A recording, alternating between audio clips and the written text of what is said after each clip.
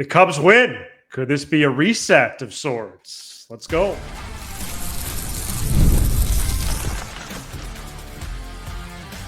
You are Locked On Cubs, your daily Chicago Cubs podcast. Part of the Locked On Podcast Network, your team every day. You are Locked On Cubs, part of the Locked On Podcast Network, your team every day. Alongside Sam Olber, I'm Matt Cozy. Sam and I are lifelong fans, taking our passion into a discussion with you on all things Cubs. Trade chatter later in the show, looking over some team stats and why the Cubs have struggled the last few weeks. And we start with the Cubs crushing the Cardinals 8-0 on Wednesday for a much-needed victory that hopefully turns into a much-needed reset. For the Cubs, Ian Happ hit a home run in the first pitch of the game. Kyle Tucker and Reese McGuire joined their teammate in the home run column later, and multi-hit games from a few different Cubs. Matthew Boyd, 6 shutout innings to lower his ERA to 2.65. Sam, I really do believe this was much needed.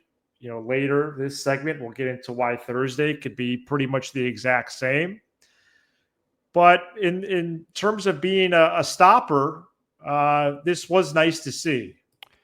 Yeah, great mental health win, no stress, just a nice cruise session.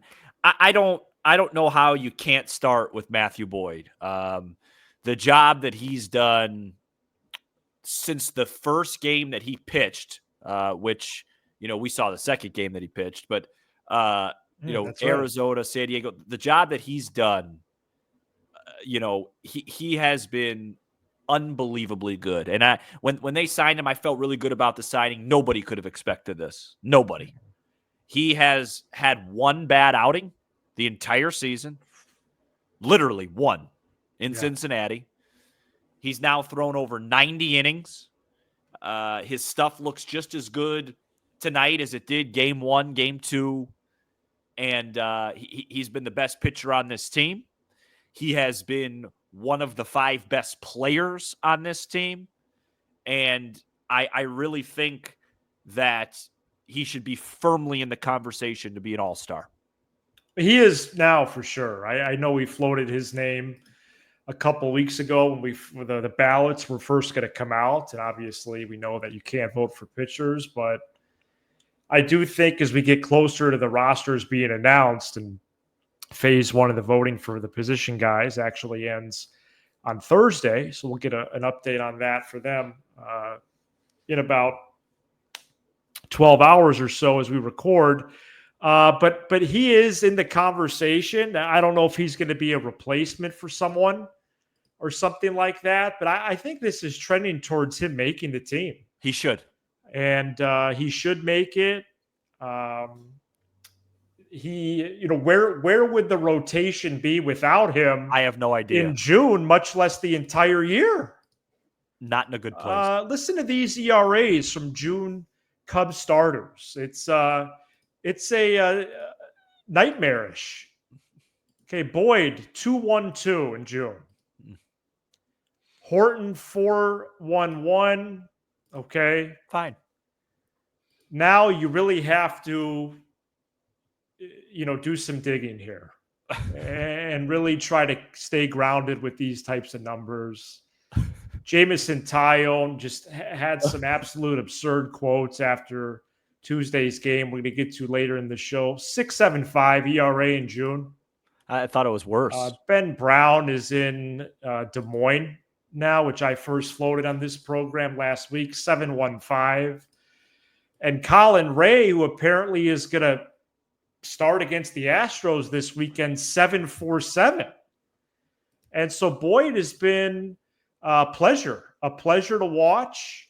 I don't think we're going to hear about the secret sauce to why he's been this good and why innings apparently is not necessarily a concern. And knock on wood. And knock on some wood, right? But there hasn't been even any blip at all besides when he made a great catch last week and he had some bruising on his shoulder. There was absolutely no issue after that. So that's been good to see. And speaking of all-star conversation, Sam, and you've pointed this out, the lineup conversation and the frustration surrounding it for me is less about Dansby Swanson as it is about Nico Horner. Do you realize that he might make the all-star team and he hits 7th or 8th on his own team? Like, what's up with that? I was thinking about that Wednesday morning as I was going for a long walk. So this version of the lineup, I think the jury is still a little bit out on them. Yeah. But they chased Eric Fetty early, and they really needed this kind of deficit.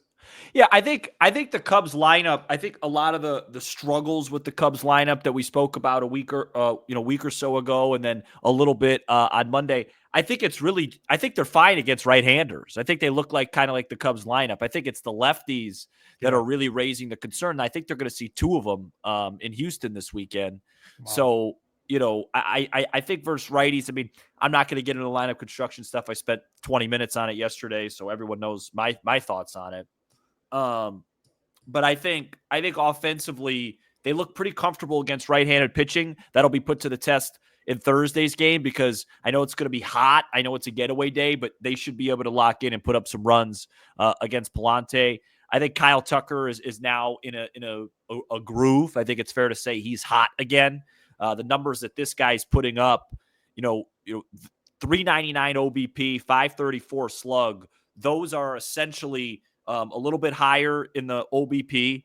And that's for the season. Yeah, a little bit higher in the OBP, a little bit lower in the slug with Chris Bryant's 2016 MVP season. So he's basically right in line. He's having one of the best non-Sosa Cubs offensive seasons that we've seen. Obviously, Derek Lee taking the wide lead in that, Bryant there. But he's been tremendous offensively. He just does it in a very quiet, professional way. And I think it gets a little bit lost in the shuffle. Ian Happ really starting to heat up from the left side now. It's been a lot of it lately, so that's really good to see. And I think it's fair to say, Matt, I think because I don't know if we've done this solo or with you. Got to give a shout out to Reese McGuire.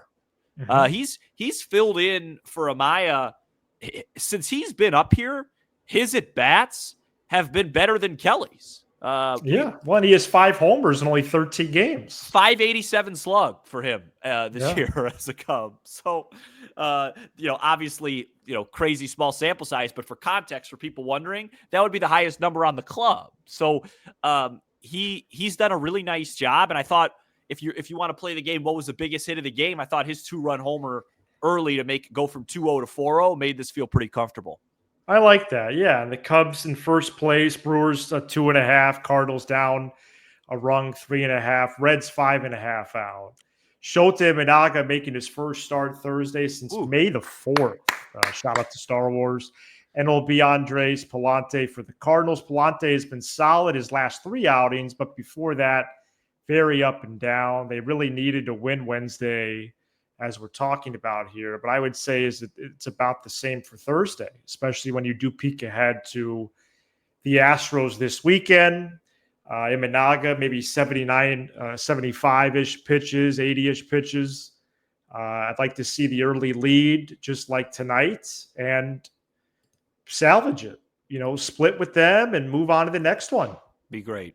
Would be absolutely – if they could salvage that, you'd go into Houston feeling way better. I don't care if it's going to be hot. Yeah, right. Get a fan going in there. I'm sure they get have hydration packets. Yeah. Get a couple, bananas for potential cramping. Sure. Or oranges. What does that work? I don't know.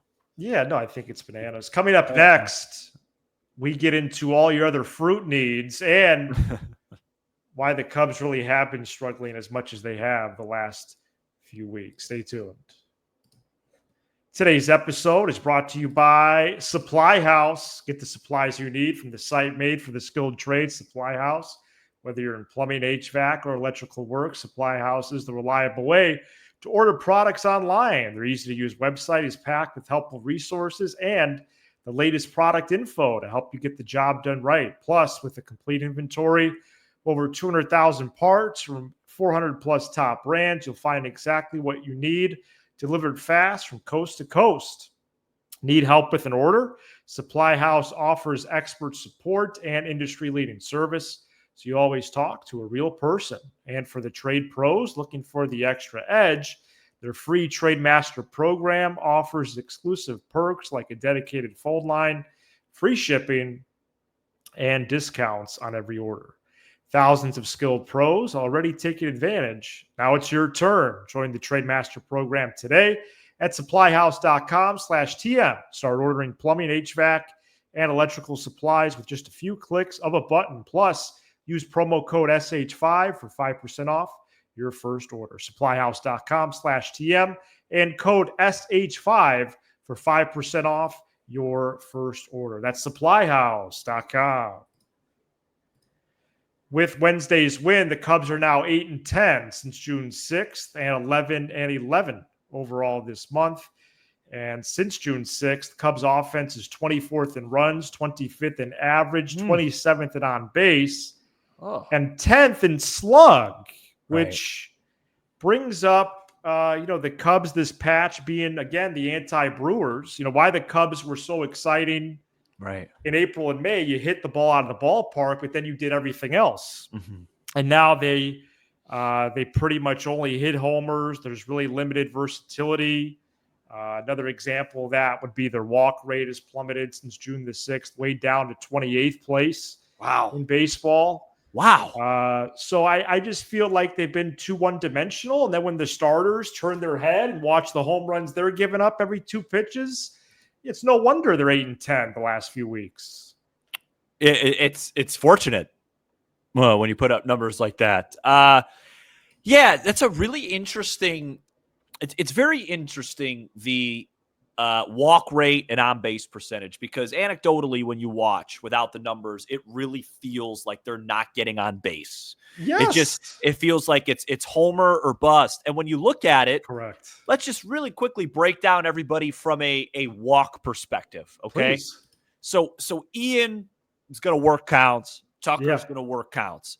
Seiya this year having a very, very good season. Some could say great, but the one thing that he has given up, he doesn't walk anymore. Just not a part of his game. And he strikes out a lot. His on base percentage is .314.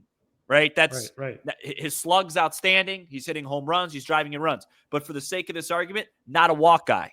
Pete Crow-Armstrong doesn't walk. No. Dansby Swanson on base, .290, not walking. Okay?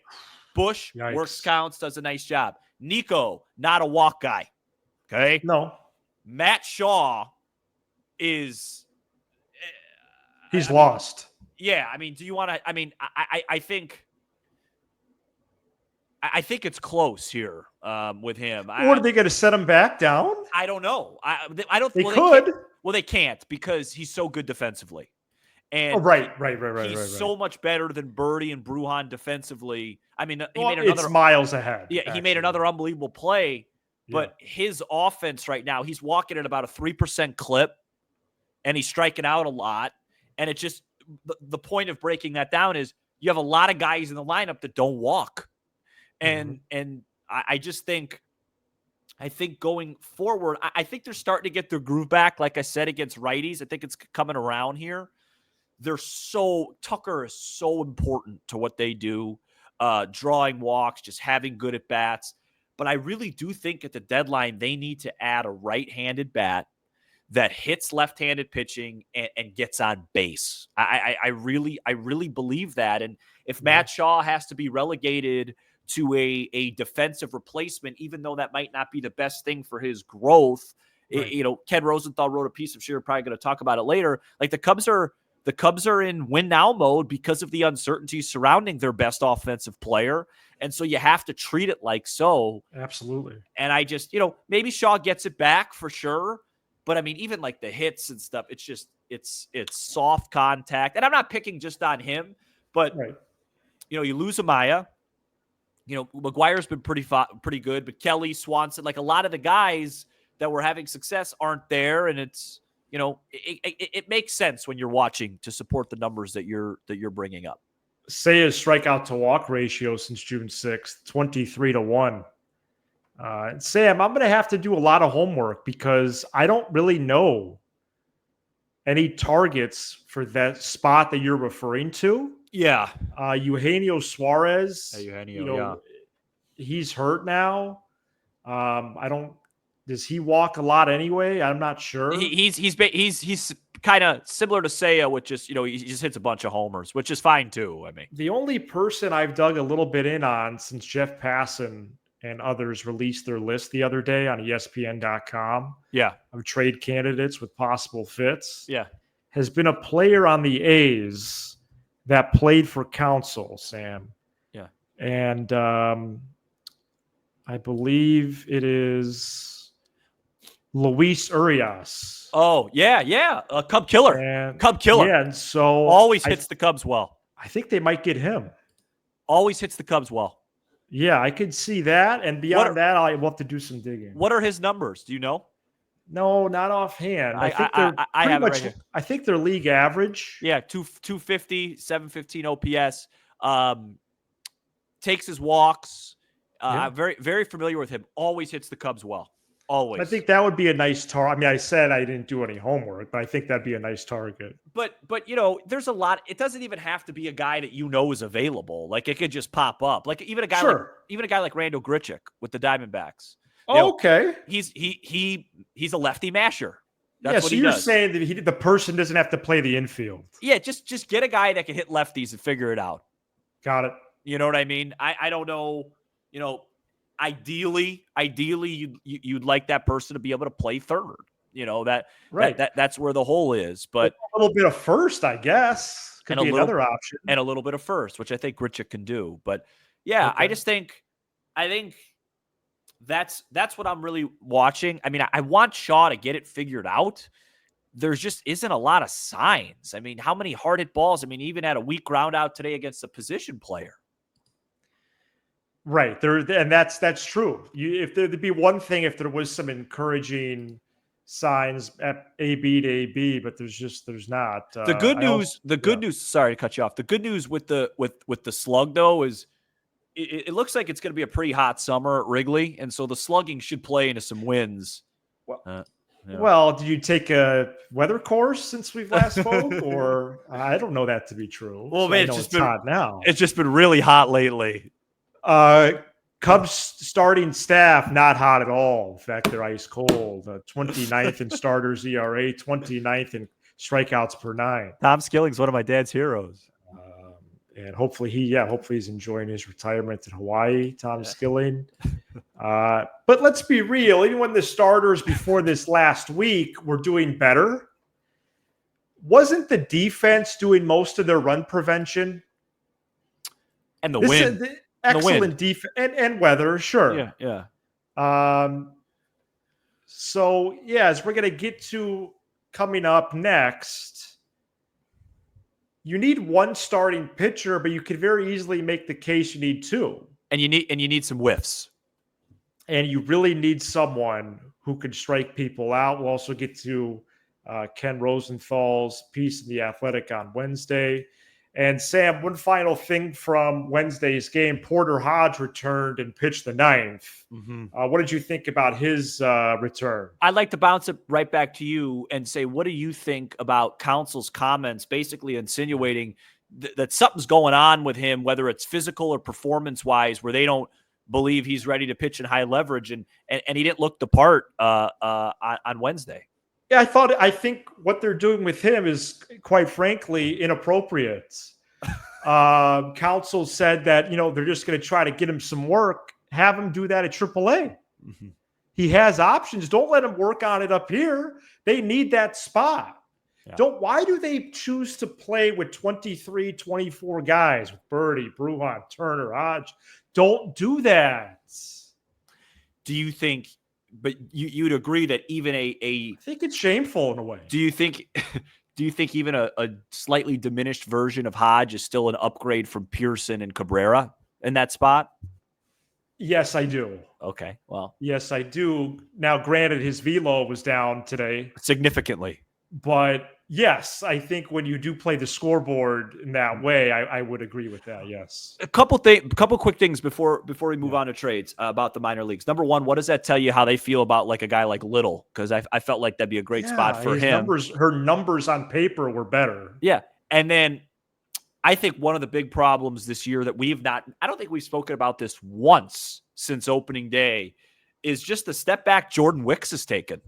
With starting pitching depth, because all the struggles that this rotation has had, it makes for a clear opportunity, and injuries for him to come up. This was a guy I remember 2 years ago. I was at an engagement party and you were texting me about his changeup in disbelief in his debut. It was Johan Santana-esque. He looked great, and it hasn't clicked. I believe his ERA is in the mid to high fours in AAA currently. And he's starting to build back up, so maybe we do see him this summer. But he's just got off to a slow start. Yeah, and that's I think that's not insignificant, as they'd say. Well, yeah, because that would be a fourth name that was absent, and then add Assad's injury to that, and then add Birdsnell's injury to that. So that'd be five. Yeah, there's a lot of depth pieces have gotten hurt or not performed. They have. All right, coming up next, we're going to get to some trade wins, including a possible trade partner in the division. Stay tuned. This episode is brought to you by FanDuel. Summer sports are in full swing, and whether you're all about baseball under the lights, golf on the green, or high-stakes soccer action, FanDuel is the best way to make every game more exciting. You're already following the action. Why not make it a little more thrilling? With FanDuel, you can get in on the game while your friends are getting sunburn at the beach. I'm proud to say I took the Cubbies on Wednesday night at minus 135 on FanDuel and cashed in a winning ticket as they cruised against the Cardinals. The bad news is 1 week ago today on FanDuel, the Cubs were minus 500 to win the NL Central. And in just 6 days, that has plummeted to minus 220. It could change quickly. If you're new to FanDuel, new customers can bet just $5 and get $150 in bonus bets if your first bet wins. Open the FanDuel app today or visit FanDuel.com to get started. Ken Rosenthal penned a piece in The Athletic that was released Wednesday titled, "With the clock ticking on Kyle Tucker in Chicago, the Cubs can't go halfway at the deadline." And we've talked about that before. As well, and that's true. And I think what Rosenthal summarized and analyzed in his piece, it was a great look at how crucial this and next year are for the Cubs, with Tucker plus others due to hit free agency after this year, then several other key players after the 2026 campaign, like Happ, Warner, Sayet, Tyone, Boyd, a couple others as well. Is that it? So I think I did just rattle them all off. Yes, I went without notes there. There's a lot of guys, after this year, it's Tucker, it's Presley. There's probably others I'm not thinking of right now. So Turner. As we sit here on the 25th of June, wow, do you think, and I know some of this involves Tom Ricketts, which credit to Ken Rosenthal, he clearly pointed that out in his piece. But as we sit here, do you think they will go all the way to improve this ball club, or are they just going to do the halfway thing again? No, they're gonna make some big deals. Wow. They're going to make some big deals. I felt like that before the season. It was one of my 3 bold predictions. I'll stay near my computer then. And by the way, all of a sudden I'm alive again with Ian Happ starting to hit the home runs. All 3 bold predictions have some life. I'll have to go back to those. I think they're going to make a big swing, couple big swings. So let's just do it like this. I think they need to get 2 starters, a reliever, and then a reliever. Yeah, absolutely. See, I wasn't sure if that was still on the list. Absolutely. Why absolutely? They've been the best bullpen the last 2 months. You don't react. You got to be proactive. What if Brad Keller hits a wall? Okay. You're telling me you want to go into a division race, with all due respect, with Keller and Palencia? You gotta. Yes, you hope that they continue to stay great, but you got to plan just in case they don't. All right, what else do they need? I would say 2 starters. A utility player. two starters, one reliever, and some sort of bench bat piece. Right. I'm not going to say at least 3 out of those 4 needs. Okay. Yeah, I hear what you're saying there. I think the relief need has decreased, but of course I hope they get one. They need a reliever. The names connected to the Cubs right now for starters, there's been a lot of them, but Sandy Alcantara has been linked. Wait, why don't you want him? Just get to the list. I'll tell you. I know Sam likes Edward Cabrera. Edwin Cabrera. Yeah. Edward. It's Edward. It's not Edwin. That's the guy. His name wrong the other day too. Yeah, I don't know why I think his name's Edward. Seth Lugo, Sam. No, I want Edward Cabrera. Zach Gallen, Merrill Kelly, Luis Severino, Tyler Mahle, Zach Eflin, and Walker Buehler. How about Edwin? How about Edward Cabrera today? He would cost a lot. 4 innings, 6 Prospect capital. 6 more Ks so far against the Giants. Well, Ricketts will like his cost control and nothing short. That's a factor for a team that went down in payroll. I know that's annoying, but I just need to see a little bit more out of Alcantara before I'm ready to give up the farm for him. Just a few good starts isn't good enough with what he's going to cost. As far as the payroll stuff goes, I really believe that Tom is willing to take on a lot of payroll this deadline. Bob Nightingale and Bruce Levine also reported on Wednesday that Pirates pitcher Mitch Keller is a Cubs trade target. The 29-year-old righty is signed through 2028. He's been a good pitcher, but the jury would be out if he would be an impactful addition to a possible postseason team. And Sam, the measuring stick I'm going off for that is, would he start one of the games of a short playoff series? Yeah, it's a great point. Because that's the kind of player the Cubs need to get between now and July 31. Right. I don't know if Keller's that guy. Yeah, I think if he was the best arm that you got, you'd be a little bit disappointed. But Keller is one of those guys I'll even put in the Cabrera category. Okay. That, and I've actually talked to people around the league that feel this way. That he's like, man, I want to get my hands on Mitch Keller. He's got so many really good tools. It feels like whoever they get is going to be a guy that has some strengths, a guy that has some weaknesses, and that Tommy Hotovy and Zombro and these guys get their hands on and hopefully turn him into something really special in the second half that they like. Okay. Maybe it's Keller. I'm lukewarm on Keller. I see the pros. I see the cons. But right now, my number one target for me would be it would be Edward Cabrera. And you're aware that that's going to cost a haul, correct? Yes. Okay. I don't think it's going to cost as much as Alcantara. Well, I think it will because he's only making $1 million, and he's signed through 28. And what's Alcantara's contract situation like? He's like 17 M's for this year, next year.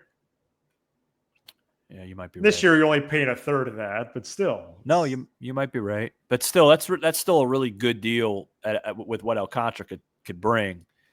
Right. But when you say it costs a lot, let's just do it for Cabrera. No, please. Casey and what? I'm bad at trades nowadays, but go ahead. Casey and what? Casey, Ben Brown. It can't be more than that. Triantos. You think those three? You think you'd take those 3? Really? I do. All right. I'd still make the deal. I got news for you. I would make the deal too. I'd still make the deal. I don't know. You know what? No. I don't think I would do it for Casey and Triantos. I wouldn't put Brown in there. Because I think they're gonna want a pitcher back, Sam. It's not gonna be Javier Assad. No. I just don't think Brown should be in that deal because I think Brown could be Cabrera next year. I don't want to give up the farm for a guy like that. I just like his upside. I like the pitcher. I'm pretty good with trades. I haven't taken a dive into the costs yet. If it's going to cost those 3, then that's a no. Nightingale also mentioned the Cubs' interest in Pirates closer David Bednar, who signed through 26. That'd be a massive ad. Wow. So Man, it'll be they've pretty been linked fun. with Bednar for a couple of years now. Yeah, I think the first time was a couple summers ago. Yeah. So I think it's going to be 3 of these 4. Let me write this down. Reliever, starter, relief pitcher, Yep. SP, and then some sort of utility. and then like a 1B/3B right-handed hitter. Right-handed bat. RHH. 3 of those 4. All right. Anything less, you could see we should stand on a rooftop and protest. Or you give Politis a call or something. This is Locked On Cubs. That's it. Tell him I say hi. I haven't talked to him in a while. He's doing well. This is Locked On Cubs, part of the Locked On Podcast Network. He actually sent me a text. We've been texting back and forth, and like we usually do. And he mentioned one of your tweets recently. I'd like to get together with Kaz.